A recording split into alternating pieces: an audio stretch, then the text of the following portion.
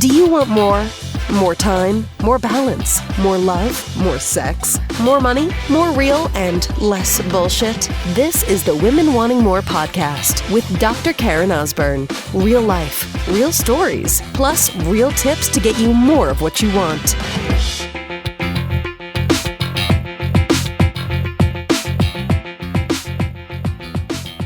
So the message that I keep hearing, receiving, seeing everywhere around me is to be still.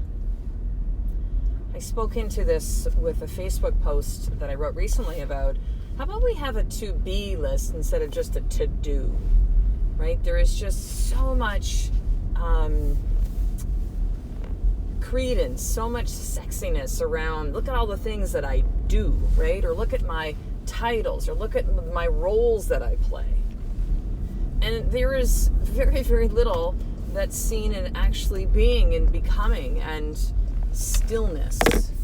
Like it's almost associated with laziness, right? It's somehow if you do a bunch of stuff, you are a better person, you're a good person, you're productive if you do all these things. And like, I get it, because I used to be sucked into that big time. Big time. My ego loved all the shit that I did. How I ran myself into the ground. I could talk about all the things I do and where I did and the 3 businesses I was running at one time, and just look at all the stuff that I do. And people would say to me, Karen, how do you get all done? Well, you know, it's just I love it and stuff. And that was true, but it was just there was a lot of that ego again that just went, oh, this feels good. Just keep doing, Karen, because what you do is important. Don't feel stuff. Don't be any of that stuff. Just do. Because that's where your worth is. That's where your value is. And your worth and your value is going to come from what others say about you and not what you feel about yourself. Because what's come to be true, what I've realized over these years, is that when we begin to look outside of ourselves for worth, for validation, for like a metric, a gauge of how am I doing in this world, of what are people saying about me, when I do something, do they accept me? Am I better off I just got to make everybody happy, right? That people-pleasing epidemic that tends to be especially, a big thing with a lot of women. When we begin to look outside of ourselves for a sense of worthiness, we soon discover that it's kind of like a drug, right? You know, when people are addicts or alcoholics or whatever their addiction might be, is that it's always more. Like there's never enough drugs that will make you high. There's never enough booze that'll get you drunk enough and numb enough. There's never enough, money that you could spend, or shopping, or, whatever that might be for you, whatever the addiction is. There's never enough workouts, by the way. Anything can become an addiction that becomes something unhealthy. And so it is the same thing with this external validation, right? It's like, think of it like this, it's this feeling that, and I've been there before too, believe me, because, my business is in the online space, right? And so, and really, we live out loud these days, don't we? We talk about our lives, we share a lot of stuff, and there's some really good pieces to that. There's the other dark side of it, though, that tends to be of my worth is based around that. How many people like this post? How many people shared it? Oh, wait a second, it upset somebody? Oh, God, I'm a piece of shit now. I shouldn't have said that thing. Oh, my God. And then it triggers a lot of our old wounds, and we see ourselves making choices that are not getting us to where we want to go, and then we beat ourselves up about it inside. But people might see us on the outside still and tell us all sorts of great things, and then here's what happens. Here's the caveat, right? The thing that we're looking for the most, external validation, right? And that could come from comments from other people, how people perceive you, what your body looks like, how much money that you have in the bank, what else do we tend to, what our kids look like, what we post up, and the highlight reel, that it starts feeling really, really empty, it has no meaning anymore. So the thing that you were craving to get and to be seen as, you actually get from people, and you don't even believe it anymore because you know that's not truth. So how does this show up? This shows up in somebody acknowledging you, like really truly acknowledging you, right? Of just like, look, and I see how hard you're working, in your business. I see you as a mother and as a wife, and how much love that you put into all those things in your family. I see how hard that you work for your physical fitness, and man, you've just got this most amazing strong body, and you deflect it all. You don't receive it. You're unable to receive it. So you can put yourself in the category of, it's just hard for me to take compliments. Yeah, because you don't believe it inside. Because you were more concerned about what others think of you, and you receiving that, oh my God, if I say thank you, that's going to, now I'm not humble. Now I'm boasting. Now I'm a braggart. Now I'm, arrogant by saying thank you. I receive that. We have become so fucking disconnected from who we are, and so focused on things outside of our health, or outside of our health for sure, outside of ourselves, or bigger picture, thinking that if I have these things, then I will feel, and it is backwards, and it is fucked up, and it is not truth. And it is the biggest lie that we're being fed to believe. Once we get this amount of money in the bank, once we get this body, once we have this in a relationship, once we have this with our kids, once we have this within ourselves. No, it's the other way around, sweetheart. You got to feel all the stuff first, and that's how you get all the other stuff. That's how the universe brings what is best and good for your highest self, because you need to be in that space. Manifesting, creating things you want in your life, yeah, it doesn't happen that way. Can you pull out of the park? Can you reach your goals and be in that place of empowerment? Yeah, totally. Awesome. Done that with lots of clients over the years. But then you're going to hit this major wall at some time in your life, if you haven't already. And believe me, I hit that wall hard about 1.5 years ago and went, oh my God, what? I don't know anymore.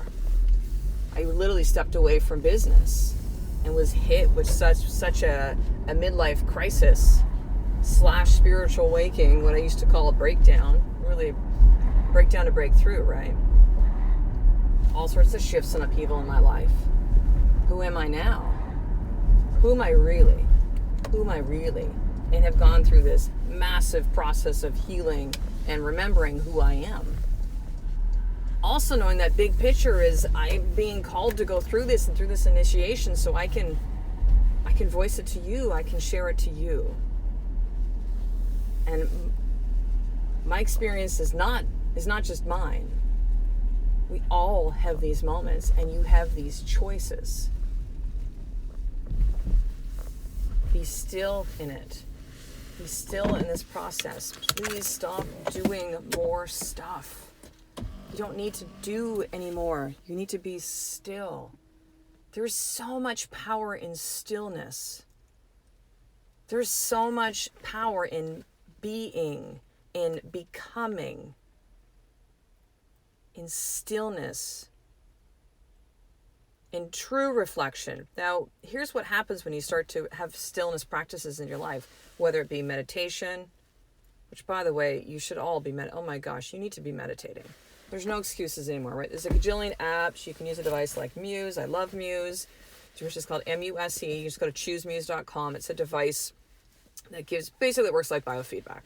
Okay, so you hear things and it lets you know that you're dropping into deeper states of relaxation. It's not this thing where you have to go to Bali to figure out how to meditate with all the yogis. Like, you can do it anytime, anywhere, but stillness. Practice like meditation, a practice like yoga that has you go inside. A practice like journaling. A practice like working with a coach like me, which really helps you see and uncover and discover so many of these things within yourself. That doesn't have to be the form of like rehashing all the stuff. It can be. It can be a piece of it. But a stillness, a listening. And what happens is when you begin these practices, by the way, when I use the term ego, I don't mean ego as in like egotistical or he has a big ego. Like, the ego is the part that we all have that created this feeling of separation within ourselves at some point in our life, usually as children, where we just started to have these feelings of nobody gets me, nobody likes me, I'm not feeling loved, I don't feel heard, I don't feel seen, I feel abandoned, I feel rejected, from whatever wounds that we had growing up as kids. And most of us have them, by the way. Not because our parents were necessarily bad parents. Everyone's doing their best. Let's just lay that on the table right now, okay? Everyone is literally doing their best. Even the people that have hurt you, guess what? That's their best. And I'm going to say that that's their best with absolute compassion and not like, well, that's the best they can do. Like, no sarcasm, none of that shit. That's not real. Like, everybody's doing their best with these things.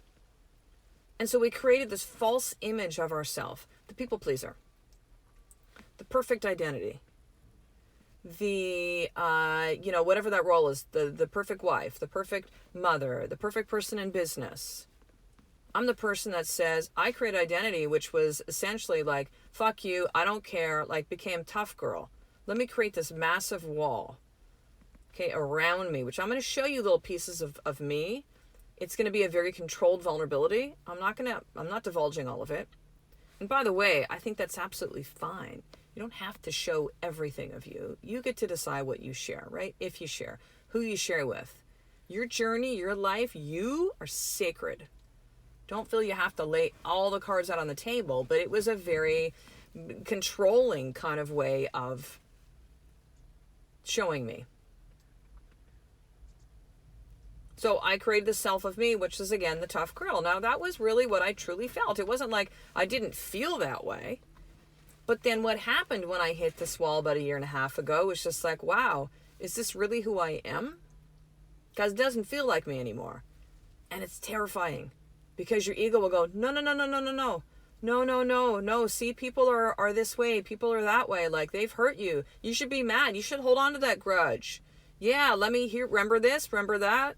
Let me just bombard you with all these thoughts. That's the negative voice in your head, by the way. That's the voice of ego, which is not real. I'm going to do a whole podcast on ego, by the way, soon. This is big for you to understand. And so when you have these stillness practices, coming back to this, ego will like throw a hissy fit. Because it's not like that. Nope. Because when you're still, you're present. When you're still, you're listening. And when you start to really listen at the beginning of this, again, ego is going to be telling you all sorts of stuff. You don't have time for this. You don't know what you're doing. You need to be doing this. You need to be doing that. You know, if you were that person, by the way, sister, brother, that has like, oh, I can't stay still. I can't. Yeah, you need to be still. It is a practice. Look at something like martial arts, right? Anyone really who's a great, like a fighter, whatever that, you know, whatever that is that they do, whether it's like MMA, it's boxing, it's mixed martial arts, that is MMA. It's Brazilian Jiu-Jitsu, it's karate, it's Taekwondo. Like, there's a stillness practice to all of these things.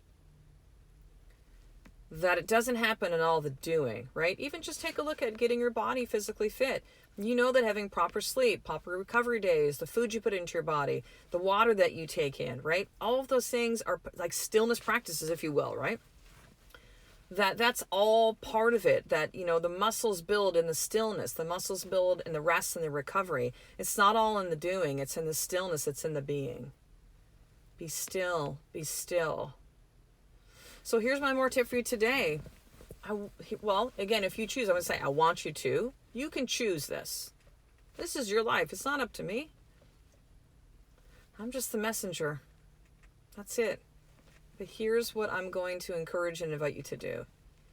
Be still. We're going to call it meditation.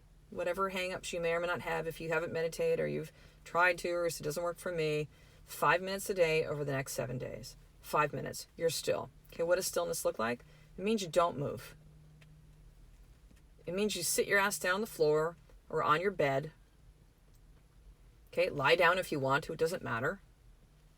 5 minutes. And you literally don't move. And you just be still and breathe. And present. And you're going to notice that your thoughts are going to go all over the place. Again, ego's going to have that hissy fit. No, we have things to do. Oh, you want to stay here? Okay, let me bring up all the shit in your life that's not working now or didn't work in the past. Let me bring up all the people that hurt you. Let me run that reel. Let me run that story. Let me bring up all the things that you did that were probably not the best choices. And you're going to want to resist it. That's that feeling of not wanting to be still, because you don't want to be still with your own thoughts, with your own feelings, with your own emotions. Just allow it. See them as like waves. Like every little story that's being fed, it's like a wave coming in, right? And you know a wave will come in, and then it gets carried back out again. It comes in, and it gets carried back out again. Just notice it. Do your very best to not attach to it. Certainly don't believe it. It's like, think of it like this. It's like shit you see on the internet. You're like, oh, that's not true. Well, that's not true, right? My God, we don't even question our own thoughts anymore. We just think that's truth. Imagine if we believed everything that we saw online, right? And you might know some people that do, and you're like, oh my God, they're driving themselves crazy because they're believing all those lies. Well, you know what? So are you. So are we all at times. So for the next 7 days, 5 minutes a day, and set a certain time. Don't go, I'll do it, and then never have a plan for it. Like, just go, I'm going to get up at 6 a.m. from 6 to 6:05. I'm going to sit my ass down, and I'm not going to move. That's it. Or I'm going to lie down and not move and just breathe. Stillness is the way home. Stillness is where you find the present moment. Stillness is where you find inspiration and answers and solutions. It doesn't happen in the doing. It does happen in the doing. But it's only so far that you can go in the doing. That stillness is that next level, That was good. I felt good today. So let's finish up here then, sisters. So I have something really exciting coming up very soon, which I will talk about in the next few podcast episodes. But there are still some spots that are left for my 30 days. So that is one-on-one coaching. That is, yes, it's called 30 days because it's 30 days of one-on-one coaching. When you and I get to go deep on these practices, we get on the phone every single week based on what you want to create within 30 days. What is the biggest problem, obstacle in your life right now? And you will learn 4 tools over those 4 weeks, over the 30 days, and how to clear a lot of this stuff and how to create the things you want in your life in 30 days. Yep, we can go very deep one-on-one. This is why I focus primarily on one-on-one coaching now, because it's exciting for me. I love it. I love seeing the progress. I love to see how fast that women are like, you know what? I've been trying all this stuff by myself. I'm just hitting, you're hitting like the wall like me, right? I'm hitting a wall. I've done all these things to try to help, and I'm just stuck where I am right now. So if you were like this feeling of stuck and lost, and I don't know who I am, I'm at a crisis, I'm at a crossroad, and you know what? Fuck it, Karen. I'm raising my hand, and I'm saying, I need help. Because everybody does. Because you're not designed to go through this earth school on your own, by the way. We're all here to help each other. And you're willing to invest that time, energy, money into you and say, yeah, I want to move from here to there. Please help me and show me how to do that. So this is by application only. So even if we're like, Karen, I'm in, here's the money, let's go. It's like, no, it doesn't work that way. It's by application. I need to make sure this is really a fit for you. And for me as your coach. And so this is how this works. To apply for 30 days, right now there's a limited number of spots that are remaining. You need to just email me. Simple. drkarenosburn@gmail.com. drkarenosburn@gmail.com. And simply say, I'd like to apply for 30 days. And I will connect with you from there. So email me, drkarenosburn@gmail.com, and say, yes, I'd like to apply. And take the first step. Take the first step. You can, sister. You can. So I will talk to the next episode. A life of more really is one step away from you being still every single day. I love and appreciate you. To get the show notes of each Women Wanting More episode, including the How to Get More tip, subscribe to the newsletter at drkarenosburn.com/newsletter.